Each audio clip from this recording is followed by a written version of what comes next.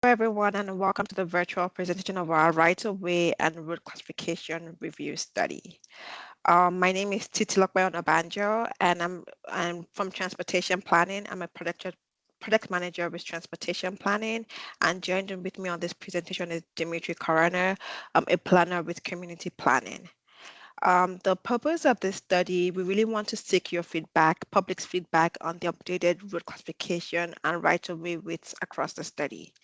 In terms of how you can get involved with the study, please sign up for email updates through transportation@hamilton.ca. You can also visit the project webpage at engage.hamilton.ca/road class and right-of-way study. There you can complete the online survey. And if you would like more information on the project, please do not hesitate to contact the project team, myself, Titiana Banjo, at transportation@hamilton.ca or Dimitri Karana at dimitri.karana@hamilton.ca. Now, in terms of the project timeline and the background of this project. So in the summer of 2025, the project team brought forth a technical report based on recommendations from a consultant on road classification across the city, as well as the right-of-way width review. Through this, we presented the recommendations to council, and through this, we sought permission to engage the public on the road right-of-way and the right of way review and the road classification review. So this is the first phase of the engagement process. We want to seek your feedback in terms of the road that have been reclassified across the city, as well as the road right of way with that have been amended. And then in the summer of 2026, we're also going to summarize the public feedback and trying to incorporate the feedback into the review, as well as prepare the draft and official plan amendments. We will then come back to the public in the fall of 2026 with a second round of public engagement, presenting the final recommendations on the road classification, the right-of-way review, as well as the draft official plan amendments. The final phase of this project will be in 2027, where we'll present the final results as well as the final official plan amendment to council.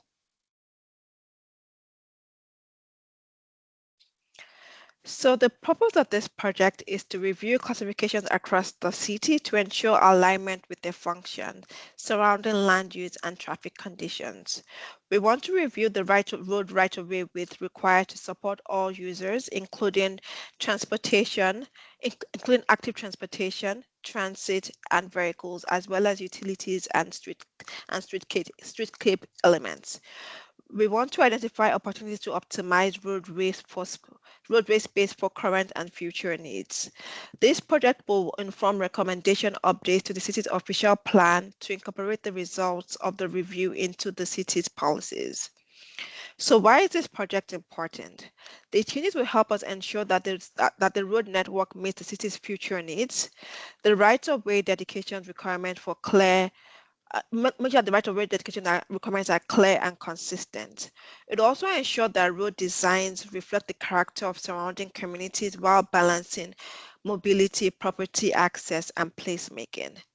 The project will also ensure that streets are safe, comfortable, and accessible for everyone, including pedestrians, cyclists, transit users, as well as vehicles.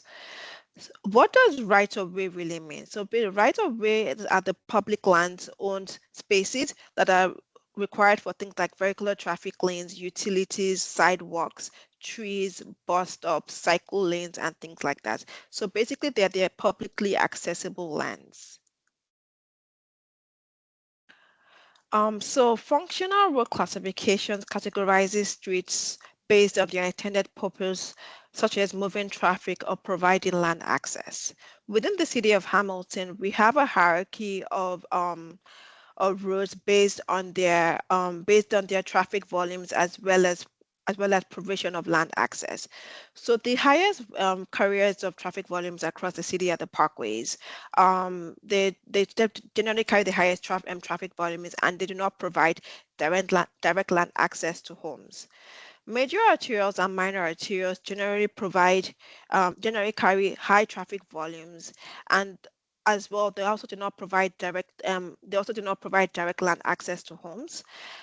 On the other hand, collector roads such as like on the other hand, roads such as like collector roads and local roads carry moderate to low traffic volumes at lower speeds and generally will provide direct land access to homes and businesses. The purpose of functional road classification is to help provide a consistent framework linking land use, street design guidelines, traffic management, as well as long-term priorities. They help balance mobility and land access to guide planning, design, and operations across the city. They ensure that streets are designed to safely support all road users, so including walking, cycling, taking transit, as well as driving. They help us align speed limits, access, and road use to improve safety and reduce serious injuries and fatalities, thereby supporting our Vision Zero goals. Through this, we're able to establish appropriate road right-of-way with to support current and future complete street elements.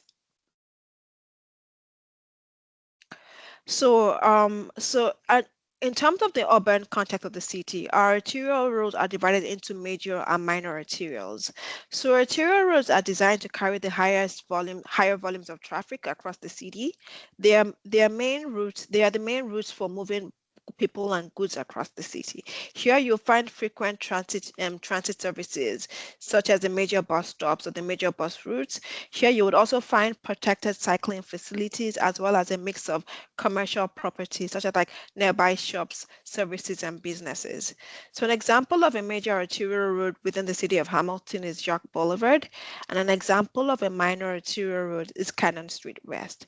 The major difference between major and minor arterial is that the minor arterials carry slightly less traffic at slightly slower speeds across the city. In the rural context, we only have one major classification, which is the arterial roads. And in the rural context, the classification, the look of the road slightly different that you might not find protected bike lanes on rural arterial roads. However, you will find like things like wider ditches just because of the land use context or the surrounding context across this road. So an example would be Nebo Road. Now, collector roads connect neighborhoods to the city's major and minor arterials.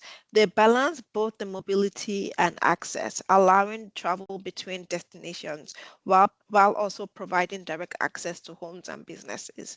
These roads typically carry moderate levels of traffic and often include transit routes as well as cycling facilities. They are commonly located in mixed-use areas serving schools, residential communities, and local businesses.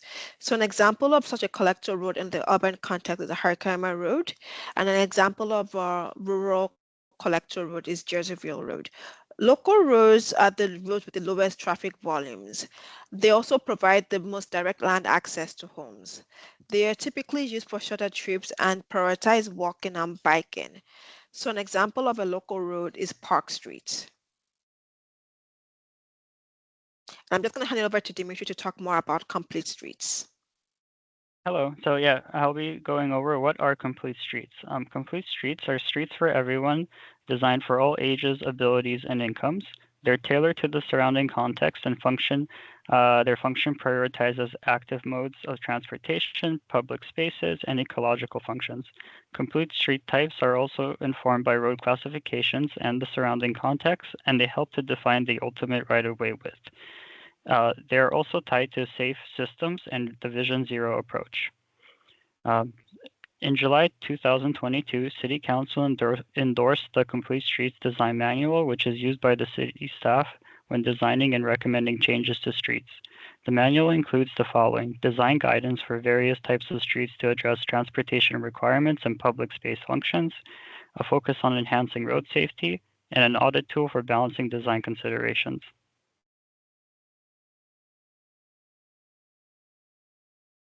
The types of complete streets. The Complete Streets Design Manual identifies 8 different types of streets that have different design approaches, recognizing that different streets have different priorities depending on location, context, and their role within the transportation system. These 8 complete street typologies are as follows: urban avenues, transitioning avenues, main streets, connectors, neighborhood streets, industrial streets, rural roads, and rural settlement roads. So how do complete streets and road classifications work together? Well, road classifications define the mobility purpose of the road, while complete street typologies define the design of the road.